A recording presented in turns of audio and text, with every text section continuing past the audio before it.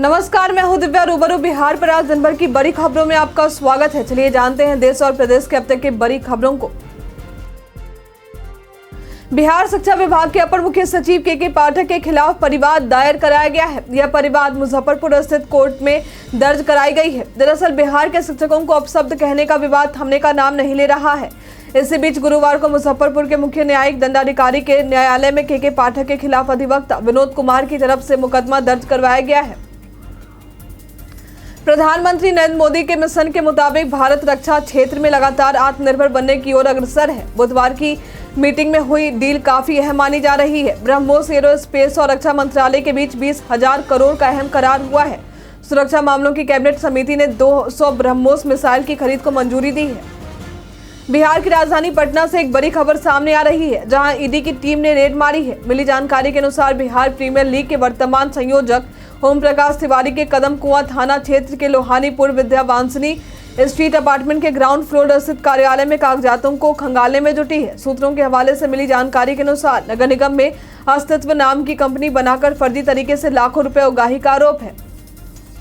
प्रधानमंत्री नरेंद्र मोदी ने दूध के मशहूर ब्रांड अमूल के उत्पादक गुजरात सहकारी दुग्ध विपणन महासंघ यानी कि GCMMF को दुनिया की नंबर 1 दुग्ध कंपनी बनाने का लक्ष्य दिया है। फिलहाल अमूल डेयरी इस पैमाने पर वर्तमान में दुनिया की 8वीं सबसे बड़ी डेयरी है। नरेंद्र मोदी स्टेडियम में आयोजित अमूल से संबंधित GCMMF के स्वर्ण जयंती समारोह को संबोधित करते हुए कहा, GCMMF अमूल ब्रांड के तहत अपने उत्पादों का डिस्ट्रीब्यूशन करता है।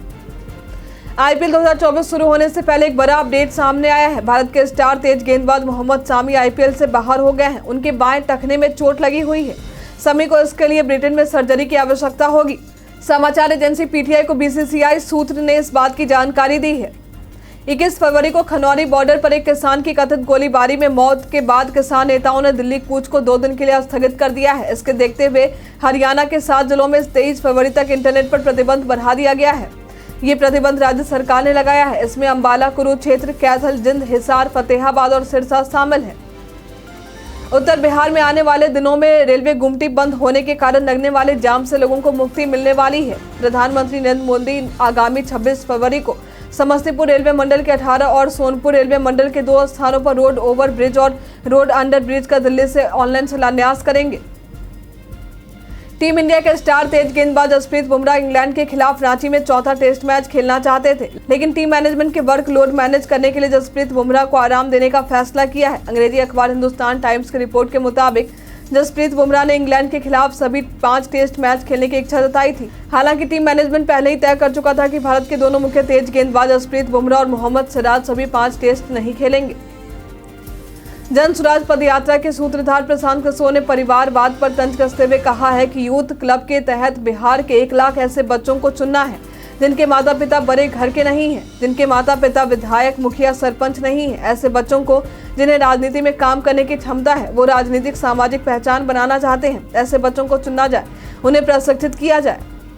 दूरसंचार और सूचना प्रौद्योगिकी मंत्री अश्विनी वैष्णव ने बुधवार को कहा है कि सरकार देश में मोबाइल विनिर्माण की व्यापक सफलता से सीख लेकर एक भारतीय मोबाइल फोन ब्रांड विकसित करने पर काम कर रही है। वैष्णव ने पेमेंट सर्विस प्रोवाइडर फोनपे की तरफ से इंडस ऐप स्टोर को पेश करते हुए कहा कि सरकार बहुत जल्द 2-3 सेमीकंडक्टर विनिर्माण संयंत्रों को मंजूरी दे सकती है। गृह विभाग ने बिना सरकारी अनुमोदन के सरकारी खाते से बचत खाते में 16 करोड़ से अधिक राशि स्थानांतरित करने के मामले में तत्कालीन बंदी कल्याण पदाधिकारी राजीव कुमार पर विभागीय कार्यवाही चलाने का निर्देश दिया है। इससे जुड़ा संकल्प जारी कर दिया गया है। केंद्रीय माध्यमिक शिक्षा बोर्ड यानी CBSE 10वीं 12वीं की बोर्ड परीक्षा के बीच एक बड़ी खबर सामने आ रही है। वे ये कि CBSE ओपन बुक परीक्षा के कॉन्सेप्ट पर विचार कर रही है।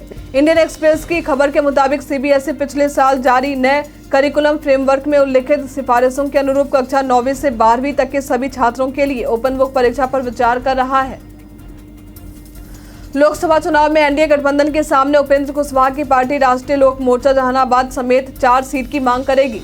पूर्व विधायक डॉक्टर रणविजय कुमार सिंह ने कहा है कि बिहार के सभी 40 सीटों पर NDA गठबंधन की जीत होगी। उन्होंने कहा कि हम लोग NDA की जीत सुनिश्चित करने की दिशा में हर एक प्रयास में जुटे हुए हैं।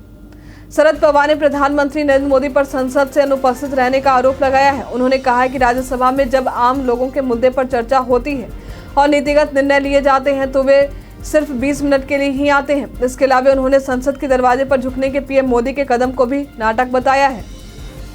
बिहार विधानमंडल बजट सत्र का आज 7वां दिन है। के पाठक को लेकर विपक्ष ने जमकर हंगामा किया। विपक्ष का कहना है कि के पाठक शिक्षकों को अपमानित करते हैं। विपक्ष के नेताओं का आरोप है कि के पाठक ने शिक्षकों और विधायकों को गालियां दी हैं।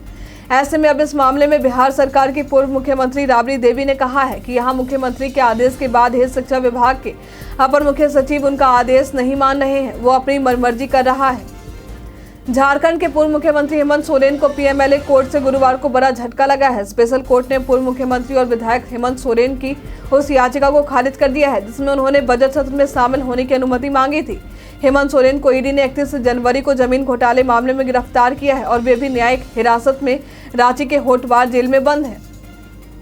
देश में अगले कुछ महीनों के अंदर लोकसभा का चुनाव होना है। इसको लेकर देश समेत राज्यों की तमाम छोटी बड़ी राजनीतिक पार्टी अपने चुनावी अभियान में जुट गई है। इसी कड़ी में विकासशील इंसान पार्टी के प्रमुख और बिहार के पूर्व मंत्री मुकेश सहनी ने आज साफ लहजे में कहा है कि जो निषादों का दोस्त होगा वही 2024 के चुनाव में मंजिल प्राप्त करेगा।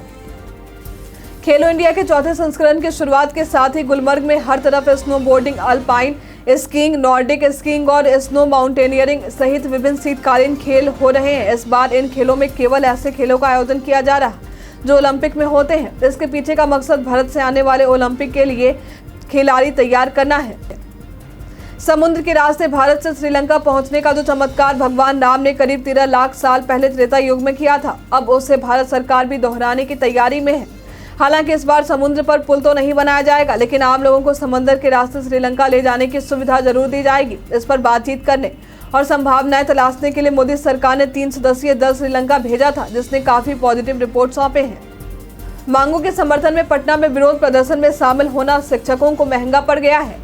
वीडियो और फोटो से चिन्हित किए गए 9 शिक्षकों का 1 सप्ताह के वेतन में कटौती की गई है। इसके साथ ही इन शिक्षकों से डीईओ राजकुमार ने स्पष्टीकरण पूछा है। संतोषजनक जवाब नहीं मिलने पर अनुशासनिक कार्रवाई के लिए प्राधिकार को पत्र भेजा जाएगा।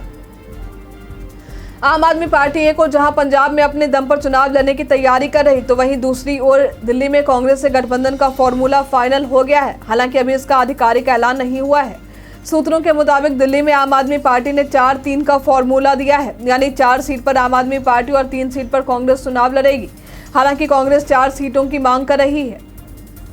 जदयू के पूर्व अध्यक्ष और मुंगेर से लोकसभा सांसद ललन सिंह ने गुरुवार को पटना हाईकोर्ट में एक मानहानि का मामला दर्ज करवाया है। ललन सिंह ने ये मामला उनसे जुड़ी फर्जी खबरों को चलाने को लेकर दायर करवाया है। जदयू अध्यक्ष रहने के दौरान ललन सिंह को लेकर मीडिया के एक वर्ग में कई तरह की खबरें चली थी। इसमें ललन सिंह और बिहार के मुख्यमंत्री नीतीश कुमार के रिश्तों में खटास आने, जदयू के भीतर गुटबाजी होने आदि से जुड़ी थी। 27 जनवरी साल 2022 को टाटा ने आधिकारिक तौर पर एयर इंडिया की कमान हाथों में ले ली थी। सरकारी राज में ये एयरलाइन पाई को मोहताज थी। जिस दिन ये टाटा के हाथों में गई उसी दिन से उम्मीदें बढ़ गई। 2 सालों में एयर इंडिया के यात्रियों की संख्या में सालाना 33% का इजाफा हुआ है। वहीं इसकी कमाई 249% बढ़ी है।